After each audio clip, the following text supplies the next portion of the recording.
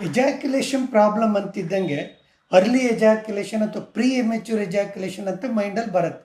But ಎಜಾಕ್ಯುಲೇಷನ್ನಲ್ಲಿ 4 types ಇರುತ್ತೆ.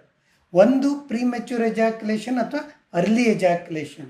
ಎರಡನೇದು delay ejaculation ಅಥವಾ ಲೇಟಾಗಿ ಎಜಾಕ್ಯುಲೇಟ್ ಆಗುವಂಥದ್ದು. ಮೂರನೇದು ರೆಟ್ರೋಗ್ರೇಡ್ ಎಜಾಕ್ಯುಲೇಷನ್ ಆಗಿದ್ದು ಫೀಲ್ ಆಗುತ್ತೆ, ಅಂದರೆ ಆ ಒಂದು ಪೆನ್ನಿಸಿಂದ ಹೊರಗಡೆ ಬಂದಿದ್ದು ಫೀಲ್ ಆಗುತ್ತೆ, ಬಟ್ ಅದು ಹೊರಗಡೆ ಬರಲ್ಲ, ಬ್ಯಾಕ್ ಹೋಗುತ್ತೆ, ಅಂದರೆ ಬ್ಲ್ಯಾಡ್ರ್ ಕಡೆ ಹೋಗುತ್ತೆ, ಅಂದರೆ ರಿವರ್ಸ್ ಆಗುತ್ತೆ. ನಾಲ್ಕನೇದು ಅನ್ಎಜಾಕ್ಯುಲೇಷನ್.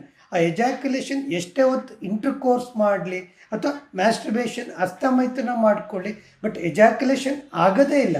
ಬಟ್ ಈ ಪ್ರಾಬ್ಲಮ್ಮು ಕೆಲವೊಂದು ಟೈಮ್ ಆರ್ಗ್ಯಾನಿಕ್ ಅಂದರೆ ಫಿಸಿಕಲ್ ಪ್ರಾಬ್ಲಮ್ ಇರುತ್ತೆ, ಕೆಲವೊಂದು ಟೈಮ್ ಸೈಕಲಾಜಿಕಲ್ ಇರುತ್ತೆ. ಅಂದರೆ ಮ್ಯಾಸ್ಟರ್ಬೇಷನ್ನಲ್ಲಿ ಎಜಾಕ್ಯುಲೇಷನ್ ಆಗುತ್ತೆ, ಬಟ್ ಇಂಟರ್ಕೋರ್ಸನಲ್ಲಿ ಎಜಾಕ್ಯುಲೇಷನ್ ಆಗಲ್ಲ. ಈ ಥರ ಪ್ರಾಬ್ಲಮ್ಗೆ ಒಂದು ಡಾಕ್ಟ್ರನ್ನ